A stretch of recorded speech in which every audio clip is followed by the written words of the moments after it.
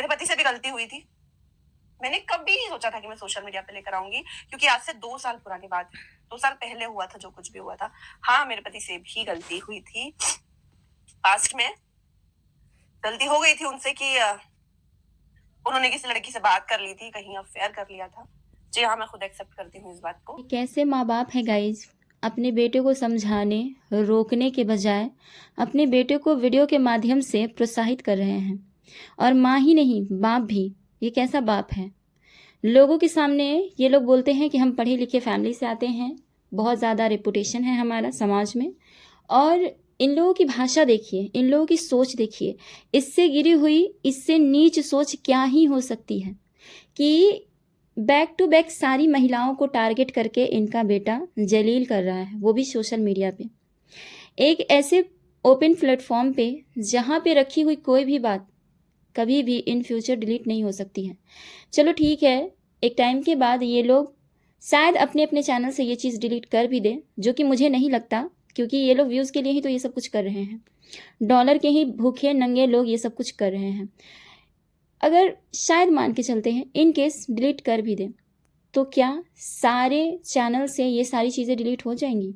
जितनी भी औरतों की बेइज्जती हुई है अब तक, उनमें से किसी भी औरत के जो घर वाले हैं वो इन सब वीडियोस को देखेंगे, आगे उनके बच्चे बड़े होंगे इनके वीडियोस देखेंगे। उनसे रिलेटेड बहुत सारे इंसान होते हैं, एक हमारा घर और एक हमारा पति, एक हमारा बच्चा ही नहीं होता है, उससे बहुत सारे रिश्ते नाते जुड़े रहते हैं। हमारा स्कूल हो गया, कॉलेज हो गया, हम जहाँ से सामान खरीदने जा रहे हैं। एक छोटी सी नॉर्मल सी बात मैं आपको बताती हूँ कि हम एक मिडिल क्लास के लेडी हैं, तो हम राशन खरीदने जा रहे हैं कहीं किसी शॉप में।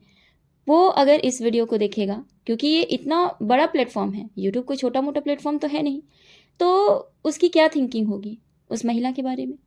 ये एक एक करके जो महिलाओं को जलील कर रहा है, और इनके गंदे माँ बाप जो इस चीज़ में सपोर्ट कर रहे हैं। आज ही मैंने वीडियो देखा है जिसमें ये बोल रहे हैं कि मैं कहा था कि सारे सच्चाई आएंगे धीरे धीरे, और मेरा बेटा लेके आ रहा है धीरे धीरे सच्चाई, तो आप लोग वेट कीजिए कि सारी सच्चाई वो लेकर आएगा। अरे कैसी माँ हो तुम? शर्म नहीं आती तुमको? कितनी बदतमीज बाहियात माँ हो तुम! अपने बच्चे को अच्छा संस्कार नहीं दे पाई। आज आपका बेटा इतना ज़्यादा गलती पे गलती किए जा रहा है, और इसको गलती भी मैं नहीं कहूँगी गाइस, ये तो गुनाह है, क्राइम है ये। पता नहीं क्यों ये सभी ब्लॉगर्स इसको रोक नहीं रहे हैं, सभी ब्लॉगर इसके ऊपर कंप्लेन नहीं कर रहे हैं। किस चीज़ का डर? अभी भी इन लोगों को किसी चीज़ का डर है? अब तो सारे राज खुल रहे हैं, एक एक करके सबके राज यहाँ सोशल मीडिया पे आ रहे हैं, फिर भी इन लोगों को डर है। इतना वाहियात काम कर रहा है, और फिर भी इसकी माँ लिपस्टिक लगा के वीडियो बनाती है। कितना गट्स है इन लोगों में गाइस, कितना! कैसे बेशरम घटिया परिवार है इन लोगों का। सच में मुझे बहुत ज़्यादा गुस्सा आ रहा है इसकी माँ की वीडियो देखकर। ये जो लप्पू है, लप्पू की माँ की वीडियो देखकर, ये कैसी माँ है? अरे चुल्लू भर पानी में नाक रगड़ लो तुम। जब अपने बेटे को संभाल नहीं पाई तो उसे खुले सांड की तरह छोड़ दिया है कि जाओ बेटा, जो करना है वो करो। और कौन सी सच्चाई की बात कर रहे हो तुम लोग? कि फलाने की सच्चाई आएगी, अभी देखिए इसमें जो भी होगा दूध का दूध, वो पानी का पानी होगा। क्या दूध? आपका बेटा अगर गलत साबित हो गया, इसका मतलब ये तो नहीं है कि उस बात की जिम्मेदारी हर किसी की हो गई। जितने भी फ्रेंड सर्कल में हैं लोग, वो सब ने तो नहीं कहा था कि जाओ एक्स्ट्रा मैरिटल अफेयर करो, और ना ही उन तमाम ब्लॉगर्स में से किसी ने भी जगत दीदी और लप्पू भैया का रिश्ता सामने लेकर आया है। इन दोनों का बात यूट्यूब पे लाया कौन? स्वयं हमारे लप्पू भैया लेकर आए हैं। फिर ये दूसरे से क्यों बदला ले रहे हैं? मतलब अपनी इमेज गंदी हो गई है तो साफ करने के लिए दूसरों को गंदा करो, ये कौन सा एजेंडा है तुम्हारा? पब्लिक का दिमाग खराब करके रखा हुआ है, सभी ब्लॉगर्स का दिमाग खराब करके रखा हुआ है। 2 दिन पहले का ही वाकया है, मिशू ने अपने पति के बारे में एक इतनी गंदी बात सोशल मीडिया पे रख दी, जो बात शायद एक परिवार में दफन हो जाता, वो कभी खुलकर नहीं आता, वो बात कभी नहीं आता, लेकिन मिशू मजबूर हो गई उस बात को सोशल मीडिया पे लाने के लिए।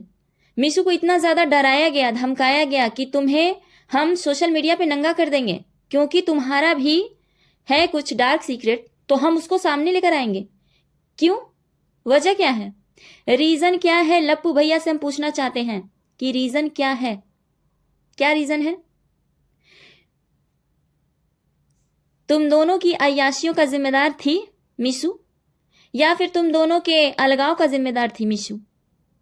तो फिर मीशू को क्यों टारगेट कर रहे हो? उसका पति 2 साल पहले गलती किया और उस महिला में इतनी सूझबूझ थी कि उसने अपने पति को वापस से अपने घर गृहस्थी में लेकर आई, अपनी चीज़ों को ठीक किया, बिखरी हुई घर गृहस्थी को समेट लिया।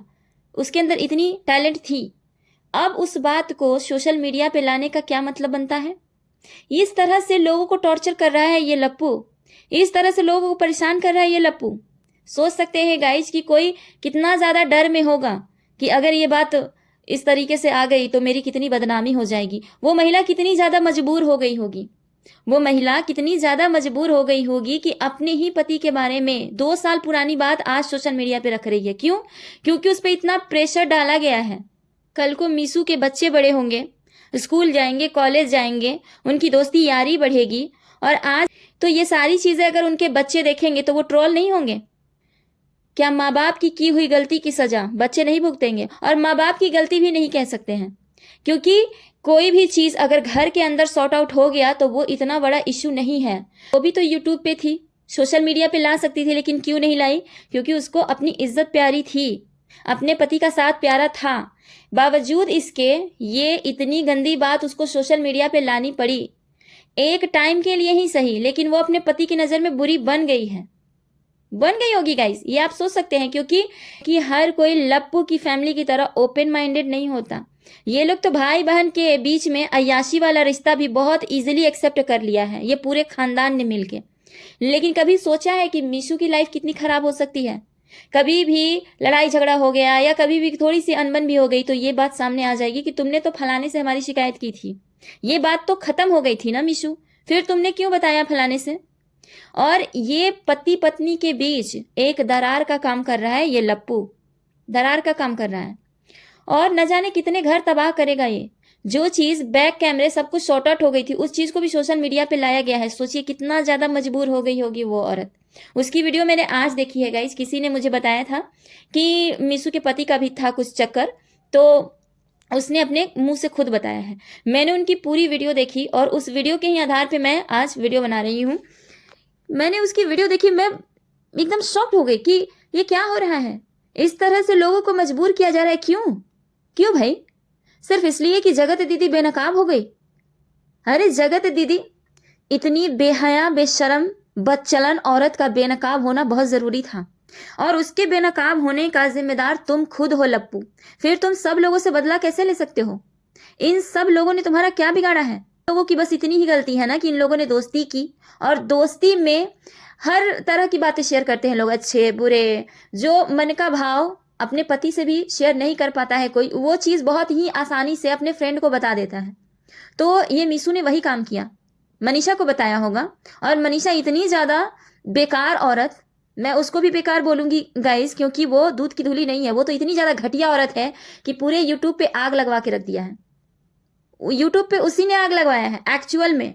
अगर किसी को भी इस वीडियो से आपत्ति है तो बताइएगा, मैं ये चीज़ प्रूव कर दूंगी कि कितनी ज़्यादा तेज और घटिया औरत है वो। ये दोनों पति पत्नी जूते खाने लायक हैं, और मैं तो कहती हूँ इसका पूरा परिवार जूते खाने लायक है।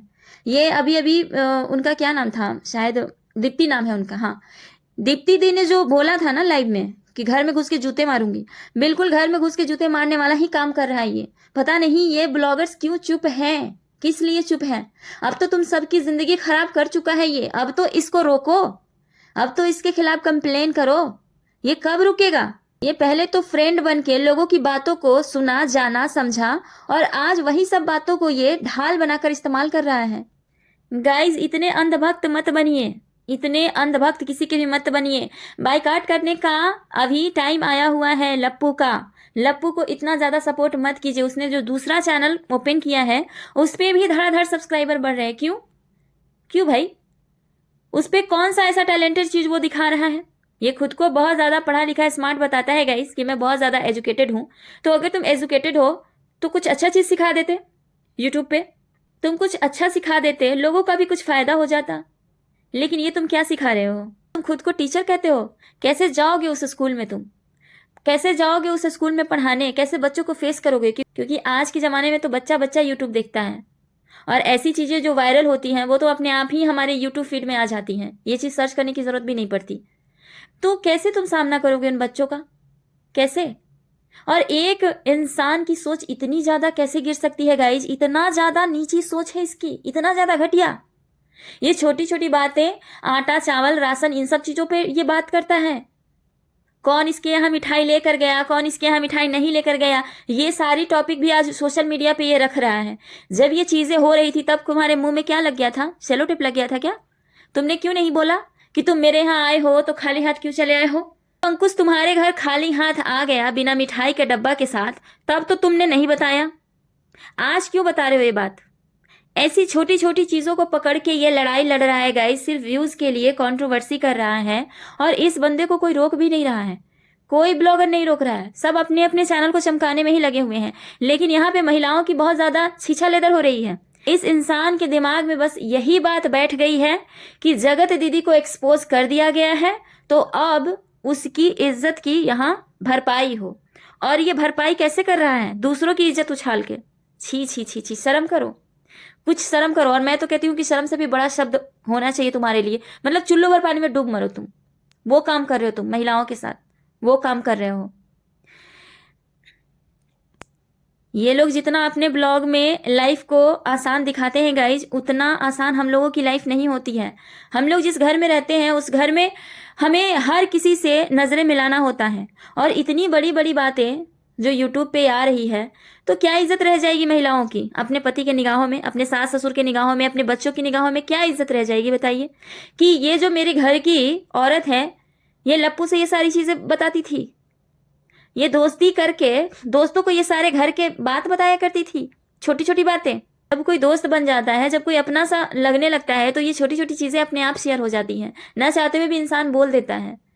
हालांकि इस चीज़ में मैं यही बोलूँगी कि कभी भी किसी के सामने अपने ज़िंदगी का राज मत खोलिए।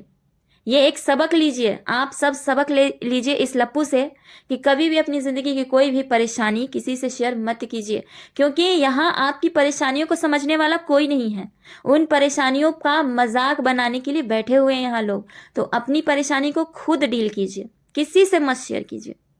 और ये जो मिशू है, मिशू ने बहुत अच्छा काम किया, अपनी परेशानी को खुद से डील किया। लेकिन उसकी गलती ये थी कि उसने दोस्त समझ के शेयर किया अपनी बात कि मेरे साथ ऐसा हो गया है, मेरे पति किसी के चक्कर में थे।